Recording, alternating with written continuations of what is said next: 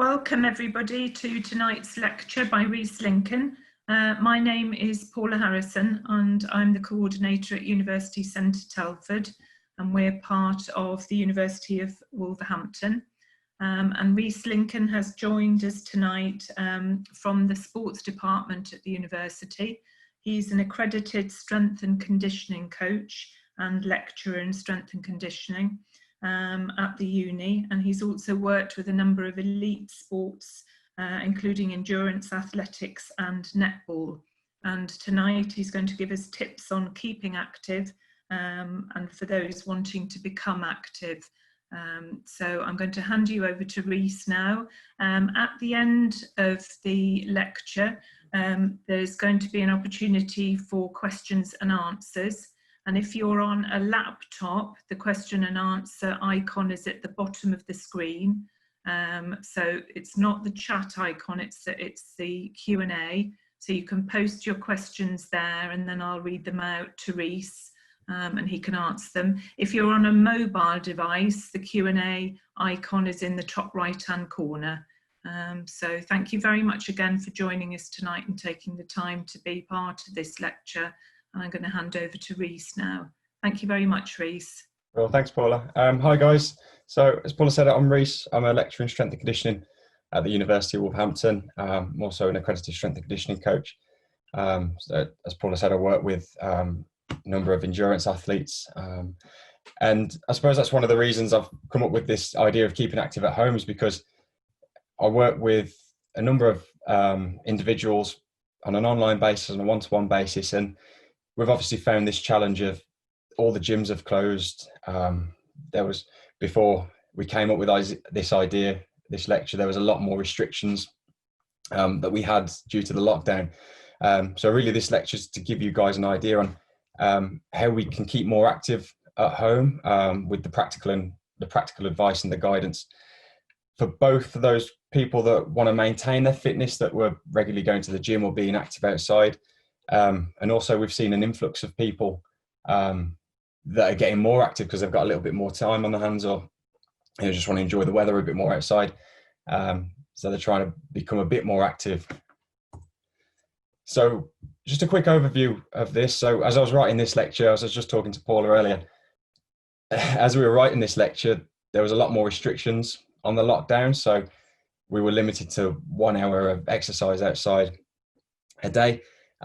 So my main focus on this lecture was going to be being active at home, but there's obviously been some easing of those restrictions. So I'm going to talk a couple of minutes about how we can be more active outdoors as well. So just to give you a bit of an idea on benefits of cardiovascular exercise outdoors and what we can and can't do at the moment. Just before that, I'll talk around about the current circumstances and the restrictions that we have, some of the challenges that we might be facing at the moment. That might be, impacting on how active we can be. And then I'll spend a lot of the time talking about how we can be more active at home and give you guys some practical ideas of being more active with regards to resistance training and a little bit on circuit training. And then following that, we'll go through, if you guys have got any questions. I'll just go back to the first slide. I've got my email address on there and my Twitter handle. If there's anything that you didn't ask at the end of this and you want to get in touch with me, then please send me an email or a message on Twitter. I'll be more than happy to answer your questions. So just a quick overview of the current circumstances that we're facing. We've obviously got this lockdown now. I'm starting to lose count, but we're obviously facing this challenge of COVID-19, and this has caused, as I've said, a lot of restrictions. Main one for people who are currently active and may use the gym quite a lot, the gyms have now closed, and personally I can't see the gyms opening for another few months as things are going, just based on the amount of people, the close contact you have, and using multiple pieces of kit from different people. So we're still going to be limited on what we can do in terms of exercise and going to the gym. We're also facing the challenge of being socially distant. So I've noticed now a lot more people I know that are personal trainers. They're starting to do outdoor sessions, within the rules of social distancing. but we're still facing that challenge of, you know, meeting people and exercising with people.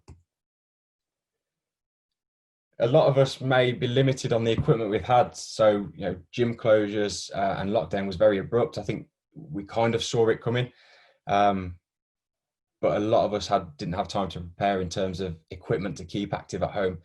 So a lot of us might be limited to the odd dumbbell, kettlebell, or resistance band. And as I talk on later in the lecture, I'll be discussing ideas on what we can do with that type of equipment. So we're very limited on what we've got at home at the moment. A lot of us are facing the additional challenges of working at home. We may have the challenge of working from home, full-time teacher, full-time carer, all in one. So we're facing those challenges. Also, people that, you know, our mood may be a little bit lower because we're having to self-isolate, or because of the restrictions, we're spending a lot more time at home, potentially in confined spaces. So we're facing those challenges as well. Because we may be working at home a lot more, or spending a lot more time at home, we may be a little bit more inactive because, let's be honest, we can't really do 10,000 steps inside as we're recommended, and we may be facing challenges as poor posture at the desk. For me, for example, I'm hunched up over the desk now, so we may not have the things we need that we had in the office, you know, in terms of like the right desk height, the right seat. You know, we may be just slumping on the sofa, for example, with a laptop on our lap working. So there's just a few of the challenges that we're facing with these circumstances. So what can we do? Well, before I talk about some of the ideas that we can do on how to be more active or maintain our fitness levels, I'm just going to have a bit of an overview on the benefits of exercise in general. And I'm just going to start off with, you know, it's well known that being more active has an effect on our mental well-being. It improves our mental well-being. And there's recently been a study out this year looking at the impact on the restrictions that we've got with lockdown. And it's a study in the UK on around about 600 people. And it found, based on anxiety and depression, I think it was a survey or questionnaire, that anxiety and depression scores have gone up during lockdown than previously. So by being more active, we're improving our mental well-being. We've obviously got the effects on our cardiovascular health, such as reduced blood pressure, reduced cholesterol. I'm not sure what that one is because my face is in front of it. So Paula, I don't know if you can tell me which one that is. I think it's reduced cardiovascular disease, or reduced cardiovascular risk.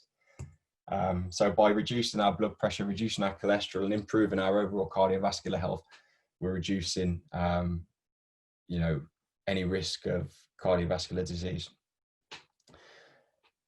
By being more active, whether that's cardiovascular exercise or resistance exercise, we're increasing or maintaining our muscle mass. And again, that's one of the challenges we're facing if we're very active before lockdown. One of the challenges we may face is maintaining the fitness improvements that we've had before lockdown. There's also an improvement in bone density. So bone density is really important as we get older. When you see older people have falls, it reduces our impact of falls by increasing our muscle mass and increasing our bone density. So as we get older, we tend to find a reduction in bone density, and that leads to us being more frail. And as we exercise, we're reducing the stress hormones that are released in the body. And again, that's linked to the improvement in mental well-being. And the final one, we can maintain our immune system function through exercise by increasing our white blood cell count, which helps fight infections. So obviously, you know, what we're facing at the moment, there's that benefit from the exercise there as well. So as I said, I wanted to spend a couple of minutes just talking about how we can stay active outdoors, just based on the guidelines that we've got from the government and the NHS with regards to activity. So the restrictions have now changed, so we can spend unlimited time outside. So that doesn't restrict us on how active we can be outdoors. So just to go through a few of the guidelines. So it's recommended that we do around 150 minutes a week of moderate intensity activity.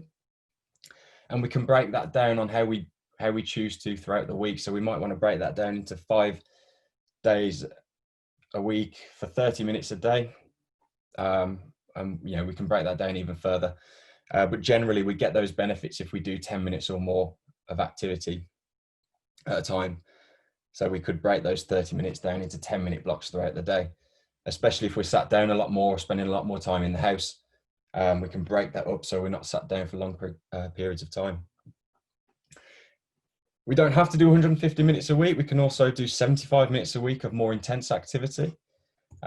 Generally, moderate intensity activity is regarded as, you know, we're able to carry a conversation with the next person who is 2 meters away from us, obviously. But more vigorous intensity activity, as we're a lot more out of breath.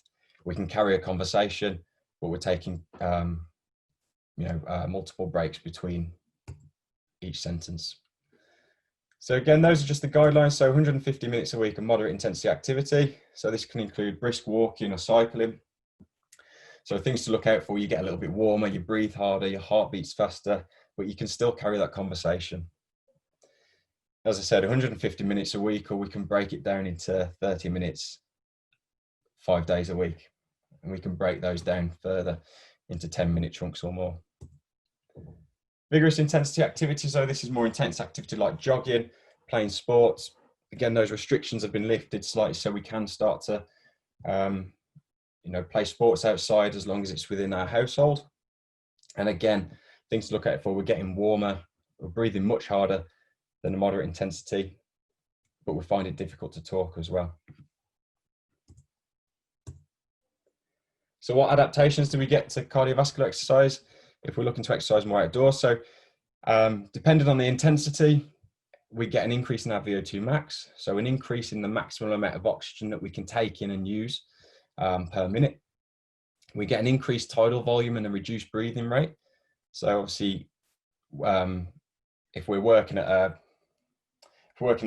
a certain intensity, that gets easier. Our breathing rate's lower for that set intensity. We get a lower resting heart rate, reduce our blood pressure. We get increase in the capacity of the trained muscles. So we get an increased capillary density, which means we can get more oxygen, more nutrients to those working muscles, and it reduces that onset of fatigue. So for a set intensity, we may find it a little bit easier to work at in terms of, you know, when our muscles start to ache and when our breathing starts to increase more. We also get an increase in connective tissue strength. So tendons, ligaments, cartilage, we can increase the strength of those, reduce our risk of injury. And we get those obvious changes to our body composition. So what I've done throughout this is, and you'll see at the end, once I've talked through resistance trainings, I've given you a list of useful apps that we can have, because a lot of us, we now have iPhones or Android phones, and we've got access to thousands, tens of thousands of apps that we can use to be more active. And just to highlight a few really good ones. So we've got Active 10. So as I said before, we can break down our activity into 10-minute bouts. And this app, Active 10, if you're starting from the beginning, if you're a beginner and you want to become more active, this is a great place to start, because it tracks 10 minutes of brisk activity on your phone, and it helps you set targets on the app to achieve. So that's a really good place to start. If you're looking to take that a step further, or you want to get into running, Couch to 5K is brilliant. That's a really progressive program that starts, really low intensity, really low volume, and build it up until you can do a 5K, when hopefully the park runs are running again, and you can jump straight into that. If you're already into your exercise, you may have come across this next one. So this is, turn my mouse back on so you know which one I'm talking about. Put the orange one on there. So that's Strava. So that can track your runs, your bike rides. It tells you how far you've gone. It can also tell you your heart rate if you've got a heart rate monitor attached. And again, if you just want to if you've done Couch to 5K, you can move on to, tracking your runs and tracking your bike rides on Strava.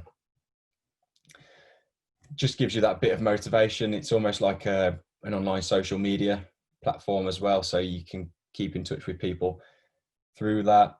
People can like it when you've done a run, for example, as well. The one on the right is very useful if you're into your bike riding, whether you're new to and you want to go out on more bike rides, or whether you already do so. I've put the link at the bottom. It's not an app, it's a website where there's around about 1,500 or more cycle routes that you can go on around the country. And I'm from the West Midlands, and I searched the West Midlands at around about 44 routes that you can take around countrysides, wooded areas. So I thought that was really useful. So it's a really good resource to use if you want to be more active or maintain your fitness through that. Just a few things to consider if you're starting up and you want to be more active outside by doing more cardiovascular activity. The first one is probably the main one, just build up gradually. So what you get with a lot of people is they decide they want to be more active, start going on frequent runs 3 or 4 times a week, trying to beat their best time ever every time they go out. And that's the last thing we want to do. We really want to start build up gradually in terms of how many runs we do a week, how far we run each session, and how hard those sessions are. So the graph on the left, it doesn't really represent anything in terms of numerical values. It's just a visual representation. But if we look at week 1, we're doing 2 sessions a week, and we can say, moderate intensity running or jogging. And as I said, there's no numerical value in terms of mileage, but as you can see on that image, by week 2, we may have increased the mileage, but still doing 2 sessions a week. Week 3, again, we've increased the mileage on those 2 runs, but we've added a 3rd run, which might be a little bit lower on the mileage. And you can see how we've gradually built up there. Week 5, it's gone back down to 2, and I've dropped the mileage, and that comes to the next one. So it's really important that we rest and give our bodies time to recover.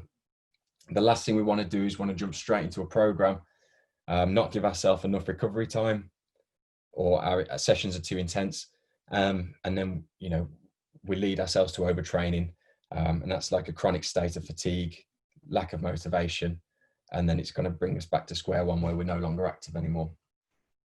I forgot the words on there because again, Paula's my face is on there. So I think it says don't rush. So again, as you can see the guy on the floor.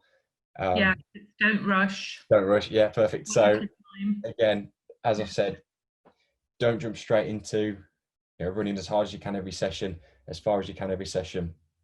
Follow a structured program and gradually increase those variables over time. And I've made a note of those at the bottom. So the main variables to consider: frequency. So how many times a week are you going outside and being active, whether it's on the bike, running, jogging.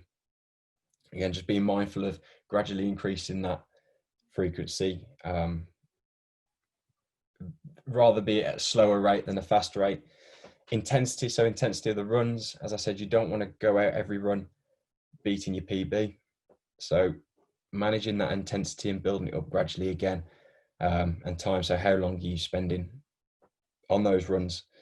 And increasing those one at a time is preferable to all at once. Again, we want to reduce that risk of overtraining, because if we're overtraining, again, as I've said, it leads to a chronic state of fatigue and lack of motivation and increased injury risk as well. So we really want to make sure that we're building up gradually with those.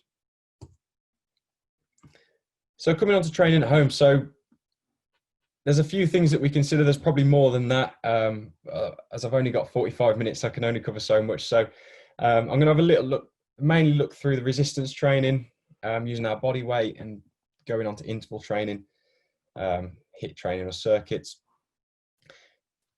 It's a great time now to think about doing mobility work or yoga. There's many apps on there, which I'll show you later. And again, when we talk about, this lockdown creating an increased level of anxiety, potentially depression and low mood, they're great for that mindfulness and relaxation, almost meditation as well. So they're definitely worth considering doing. So as I said, we'll spend most of this time talking through resistance training. So the issue we're facing at the moment with the current circumstances, gyms are closed, and they close very abruptly. And one of the main issues is, I don't know whether anyone's tried to buy any equipment, fitness equipment, but at the start, there was absolutely no equipment available. I'm still looking myself for a set of dumbbells, more resistance bands or a barbell. I can't find any for love nor money. So we're still facing this problem of a lack of equipment that we can buy online. So we are working with what we've got. And I just want to, if it works, yeah. So I just want to make you aware of these training residuals, and these training residuals basically tell us, there was a study done in, I think it was 2008, by a chap called Isurin. And we basically looked at, if I'm a trained individual, how long will I start to lose these adaptations after a period of inactivity? And it found that maximal strength tend to decrease after around about 30 days, give or take 5 days.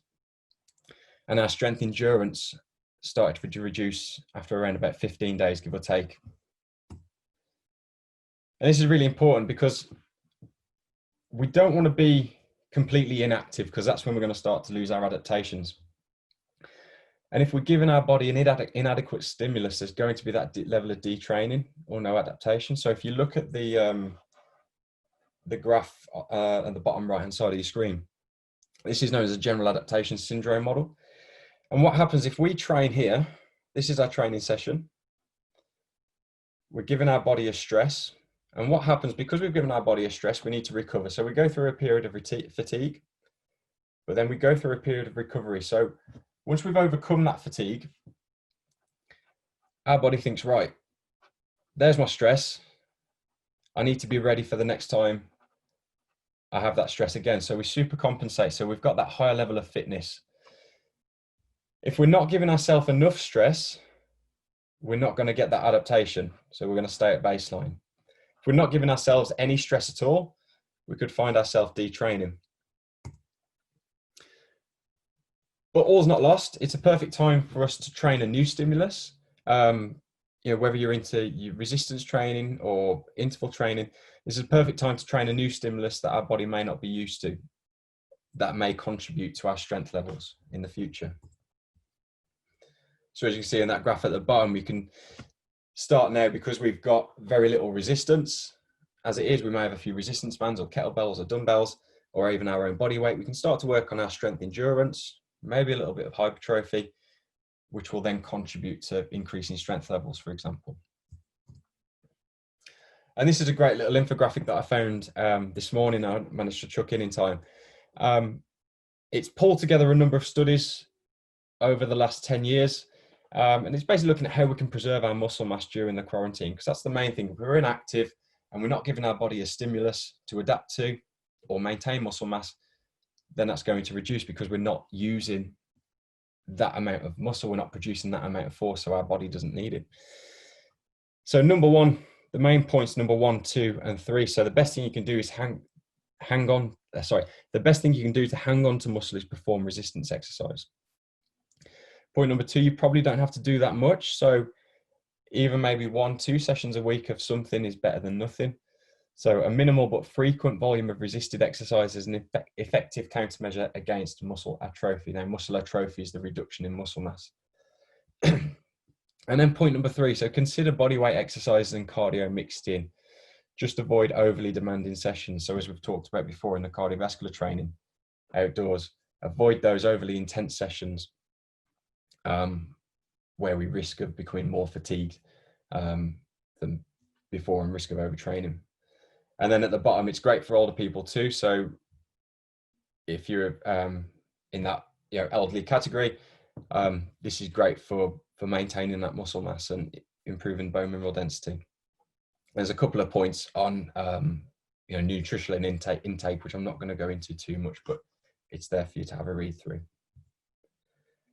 So what benefits do we get from resistance training? Well, the first one we get is an increase in strength of the skeletal muscles.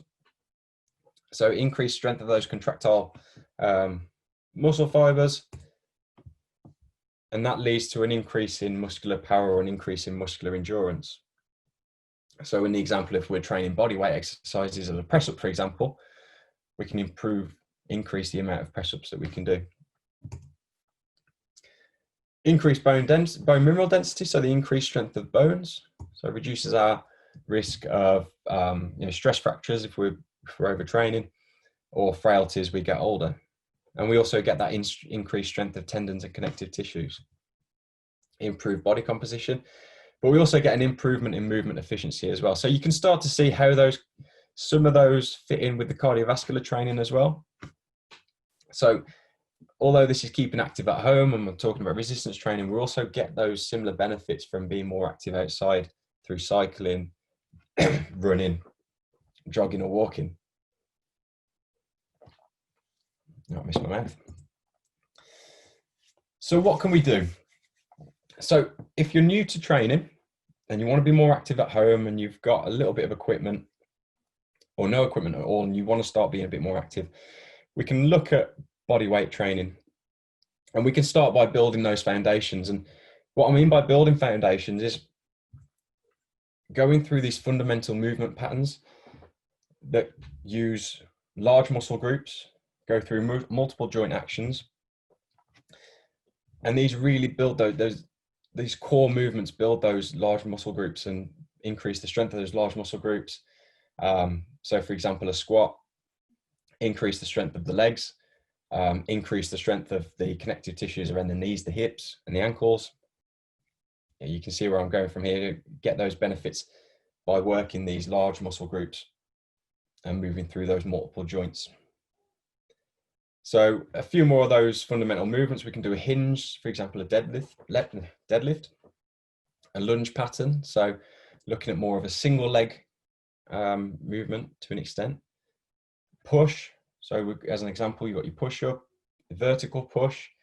So as a shoulder press, having a dumbbell in your hand to doing a shoulder press, and a brace movement. So those core movements that stabilize the trunk and work the core musculature. And the main thing we want to do is develop a competency in those movements. So we're not only building the foundation in terms of building competency in these movements and building the musculature, but it prepares us for when we do want to maintain that activity and take it to the next level, where we want to go to the gym, or when there's finally equipment that we can order at home, we can start loading those movements and making them more intense to keep progressing. So I've got a few examples of what we can do with our body weight. If they play, there we go. So I've got a squat movement, for example. So this is known as a prisoner squat. So hands behind the head and squatting down. Push, so we can do normal push-ups. And if you're not used to those, we can go down onto the knees and reduce the intensity of those push exercises. And again, if you want to make it a little bit more intense, we can do a V push-up. So you lift the hips up and you put a lot more weight on the shoulders. So we can do a lot with the body weight. And again, if we look at this one here, if we want to make those push-ups a little bit easier, we can put ourselves up on a bench and push up from there. And again, if we want to make it a little bit more difficult, put our feet up and press up from the bottom position there. And again, I've got some dips at the bottom there. So just using what you've got at home, just using your body weight. And we can, oh, I thought I muted them more so you can hear me grunting on there. But just getting an idea of what we can do with our body weight at home if we've got no equipment. So this is great for beginners. For people that are already quite active, it's always great to do these in a warm-up, or if you want to put these into some sort of a circuit training, a circuit session or an interval training session. These are great options to use. I'll touch upon interval training in just a moment. So if you're new to training, you're generally looking around about 2 to 3 sets of 8 to 12 repetitions. If you want to progress yourself, you could say, for example, start at 2 sets of 8 in week 1, week 2, 2 sets of 10, week 3, 3 sets of 10, and you can keep progressing there. So increasing the amount of sets and reps that you're doing. So if you're more experienced with training, if you want to be more active and you've got these options, so we can use kettlebells to load those same movement patterns. So we're still working the squat, the hinge, the lunge, pull, push, core brace. If I just pause that. No, it's not going to let me pause. I was going to time all these perfectly so you could see how using all these different pieces of equipment, we can mimic those similar movements. So what I've got is a kettlebell on the left, a resistance band in the middle. And then on the right, all I did was just throw a load of cans into my rucksack. And you can see how I'm doing those different movement patterns just with a rucksack And that's all I had at hand. You can use a duffel bag. I know a lot of gyms have those sandbags. You can mimic those if you've got a duffel bag at home. So as I said, these are appropriate for beginners that want to progress after the bodyweight exercises, and ideal for more advanced individuals that want to load those movement patterns by using, like you said, whether you've got a kettlebell, a dumbbell, a couple of resistance bands. And if you haven't got any of those and you feel you want to progress further than just using your body weight, then just finding what you've got at home, a rucksack, filling it up with tins, flour, toilet roll, whatever you want to use, and increase the weight through that. And again, depending on what kind of adaptation you want, will depend on what repetitions and sets that you do. But as a general guide, if you look at 2 to 3 sets of 8 to 12 repetitions and progress through those rep ranges, that's a good place to start and get those benefits. So again, another way that we can load some movement patterns and add more intensity to our training, again, getting more of an adaptation, progressing more, is by adding load with body weight. And what I mean by that is, just using our body weight to make things more intense. And what I'm going to show you is a few videos of me doing, going from a bilateral squat, so squatting on 2 feet, where both legs are taking the weight of me. And during this period, it seems to be getting heavier because my wife keeps baking. But then taking that weight onto the one leg and increasing the intensity through that. So is it going to let me click on that? If I change that, will it let me click play? Yes, there we go. So this is just what's known as a box squat. So this is just me on one leg, squatting down until my bum touches the wall, and then pushing back up. And then I can progress to I don't really know the name for this, but a single leg squat on a box or a wall. Again, just loading on that single leg. So you could progress from that box squat or wall squat up to that. If you wanted to regress the box squat even more, you could use a chair or a wall, lower yourself down onto the wall until you're fully sat on the wall, and then push up from that position as well. Again, another similar exercise, counterbalance squat. So still on the one leg, but we're just using that. I'll mute that so I'm not grunting on it.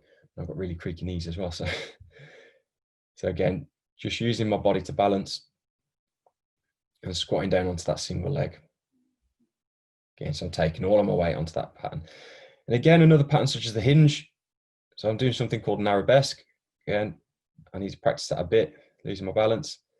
But these are great exercises if you want to work on your balance, work on that core stability as well.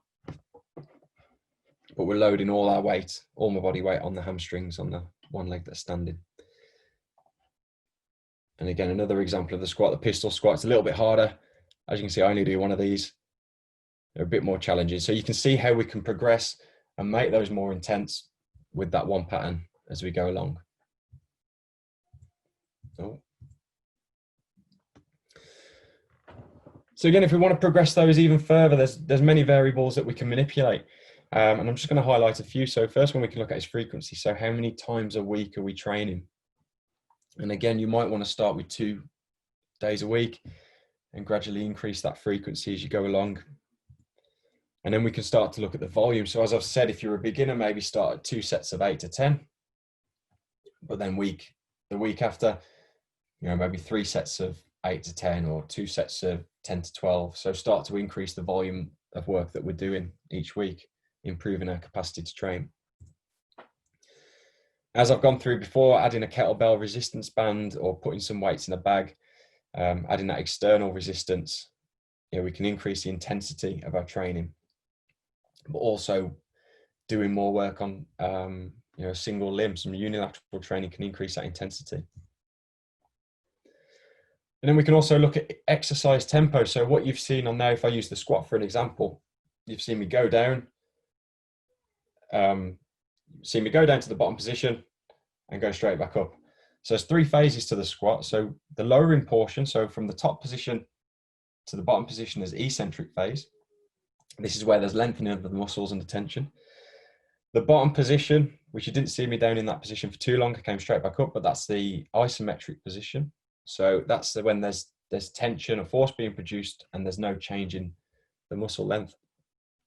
Then you saw me push up to the top, and that's the concentric phase where there's shortening of the muscle to produce force.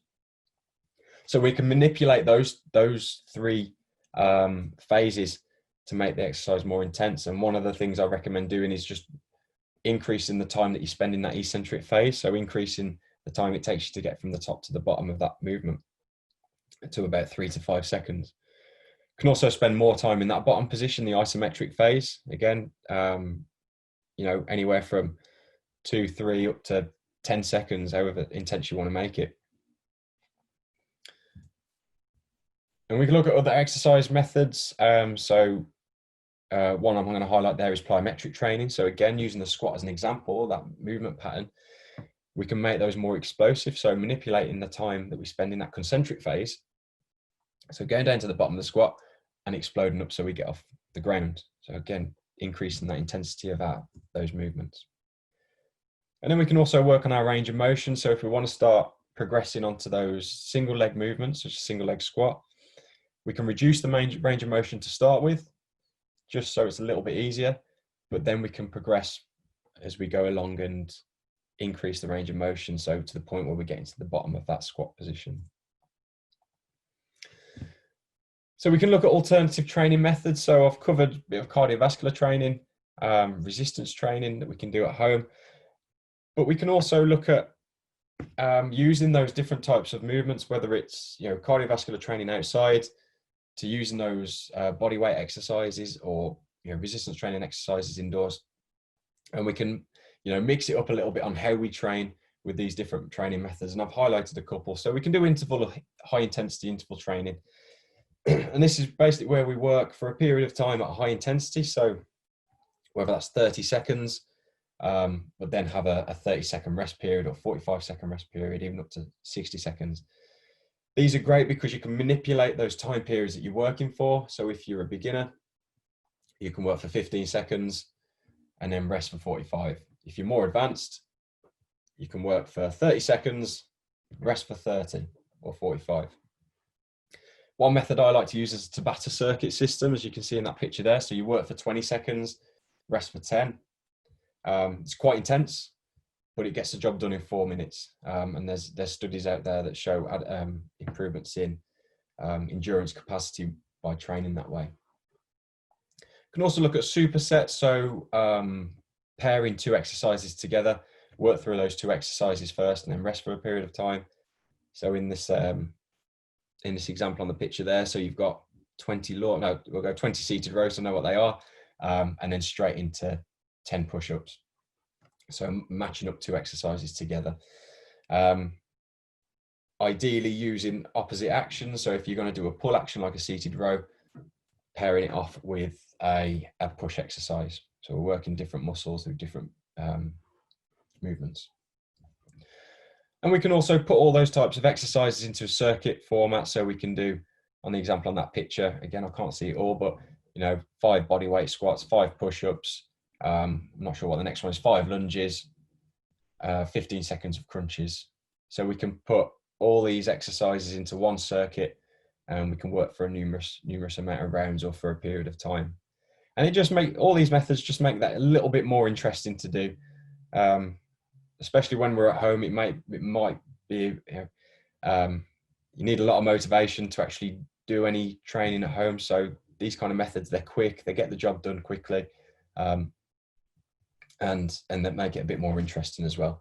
And there's a lot of, you know, if you've got Apple Music or Spotify, there's a lot of playlists on there that, you know, interval training playlists or Tabata training playlists that give you that little bit more motivation to work through with the music.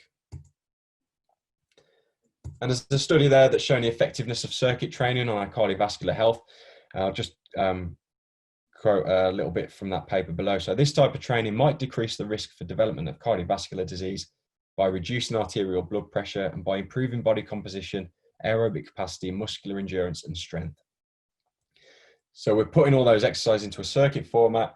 we're getting it done in between 5 or 20 minutes, however long you want to do it. And we're getting those same adaptations that I've gone through with regards to cardiovascular training and resistance training. And again, as I did with cardiovascular training, there's a few resources there that we can use. So on the left, I think they're all free. I'm pretty sure they're all free. Obviously, most apps these days have those in-app purchases, so but you still get a little bit for free. So there's a Nike Training Club. So this is a Nike app, and there's loads of different workouts on there. There's an app called Freeletics. Again, a lot of body weight training on there. I know I haven't gone into it a lot at all in this lecture, but again, things like yoga, some mobility work, stretching, working on that flexibility, you know, meditation or mindfulness with the yoga. There's a yoga app for beginners, and that is free, I believe. And there's a few on the right, so a few websites. So there's something called the School of Calisthenics, and what this is, you know, working with that body weight and doing more body weight training. I've done it myself over the last few weeks. There's a free 8-week program on there. It takes you through a few workouts just with your body weight, and they're really quite intense. They're really good. They're ideal for, you know, people that were active in the gym beforehand and want to carry on. They're very intense exercises, so they're ideal for people that are well trained. Sport England have a website, and I'm happy to provide that link later on, which takes you through all these different home workouts that you can do, taking you to, you know, the Body Coach TV with his workouts on there, more interval-based training workouts, and there's, you know, there's exercises and programs on there for different levels of ability. And then just the last one, as I mentioned, there's a Tabata timer and a HIIT timer. Again, that's just one on there. There's multiple on there. Again, it just gives you the countdown, when to go on to the next exercise, and when to rest. Okay, so bang on time there. So has anybody got any questions for me? Thank you very much, Rhys. That was brilliant. Really detailed. So far, we haven't got any questions. I think you've gone into so much detail. You've probably answered everybody's queries. If anybody wants to post a question in the next minute or so, obviously we can ask Rhys while he's here. And just while we're waiting for that, just to say that there are 4 more sports lectures coming up in June. I won't go into a huge amount of detail about them all, but the next one is on Wednesday, the 3rd of June, and it's by Kay Biscombe and Kath LaFlay. Quite an unusual title, Long Blonde Hair and Endless Legs, and it's a different way to read the sports pages, so looking at gender and identity and sports sociology. So that again is bookable in the same way, 6 till 7 p.m. And then 10th of June, we've got something on virtual coaching in sports. 16th of June, we've got Professor Jean Williams talking about sport in a time of crisis, and looking at case studies of football in World War I and the Olympic Games in World War II. And then there are other events coming up as well if you'd like to join us. So let me just go back and check. No, I think everybody is very happy with the information that you've given them, Rhys. Okay. I was going to say, if anyone does have any questions, you know, please contact me on the email address or Twitter handle that I put at the start. Like I said, I'll be more than happy to answer any questions you might have later on. But yeah, I hope you found that useful. Yeah, thank you very much. That was really, really good. Thank you. And thank you very much to everybody for attending this evening and giving up your time on what I think is still a sunny evening. Thank you very much again, Rhys. That was really good. Thank you. Thank you. Thank you.